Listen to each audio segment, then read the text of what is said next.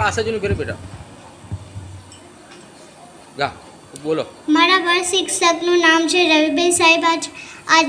આજની વાળી વાર્તા છે મગર અને વાંદરાભાઈ।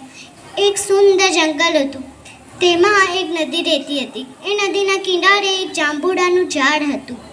એ ઝાડ ઉપર એક વાંદરો રહેતો હતો અને બીજી ડાળી પર કૂદકા મારતો અને જાંબુ ખાતો અને તરસ લાગે એટલે કૂદકા મારીને પાણી પીવા જતો અને વાંદરાભાઈ તો મજા કરતા। અને ઊંડા પાણીમાં એક મગર અને મગરી રહેતા હતા। મગર તો ખોરાકની શોધમાં એ પણ જાંબુ ખાવા જતો અને મગર ખાતો જાંબુ। અને એક દિવસ મગરને વિચાર આવ્યો કે થોડા જાંબુ મગરી માટે પણ લઈ જાઉં। તે પછી મગરને કહ્યું કે વાંદરાભાઈ થોડા વધારે આપો ને જાંબુ, મારી મગરી માટે પણ લઈ જાઓ। એટલે એવું કહ્યું। એટલે પછી વાંદરો કહે કે ઠીક છે મગરભાઈ, આમાં જ જાંબુ તોડીને જાંબુ અને મગરીના માટે લઈને સાથે નીકળે છે।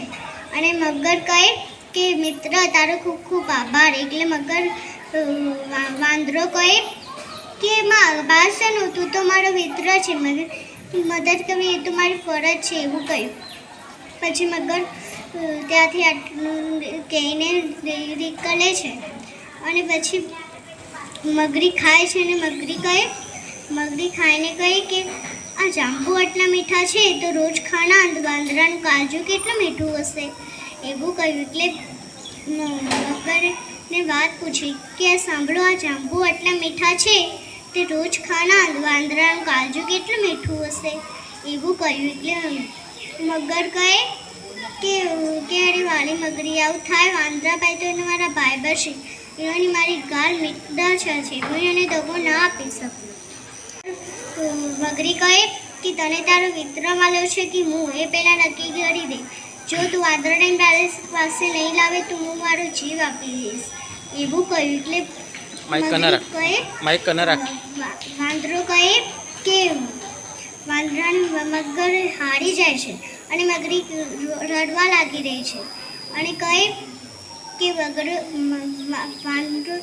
મગર તો હારી જાય છે અને મગર કહે કે સારું, હું બીજા દિવસે વાંદરાને મારી પાસે લઈ આવીશ, એવું કહીને મગર બીજા દિવસે જાય છે વાંદરાને લેવા।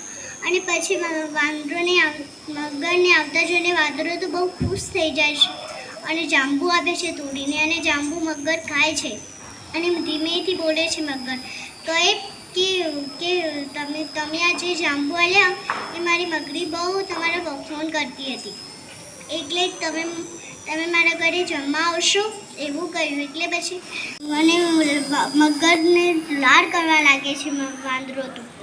અને પછી કહે કે મિત્ર, હું તને એટલા માટે લઈ જાઉં છું કે મારી મગરીને તારું કાળજું ખાવું છે। એટલે મગર તો વાંદરો કહે જેને મારે સાચો મિત્ર માગ્યો હતો તો દરદાર ગયો, એવું કહ્યું। પપ્પાને મૂકડો વિડીયો ઉતારી પછી કહે અને કહે કે હતું અને પછી એને યુક્તિ મળી ગઈ। એટલે કહે કે તમે બી મગરભાઈ, તમે તો ખરા જ છો, તમે પહેલાં કેમ ના કીધું કે મારું કાળજું જોઈએ છે, એ બહુ ગંદુ થઈ ગયું, એટલે જ મેં કાલે ધોઈને જાંબુના ઝાડ ઉપર સૂકામાં મૂક્યું છે, તમે પહેલાં કીધું હોત તો આપણે સાથે જ લઈ આવતી। ચલો આપણે પાછા જઈને લેતા આવીએ। હજુ પણ આપણે કોઈ પાછા દૂર નથી આવી ગયા। અને પછી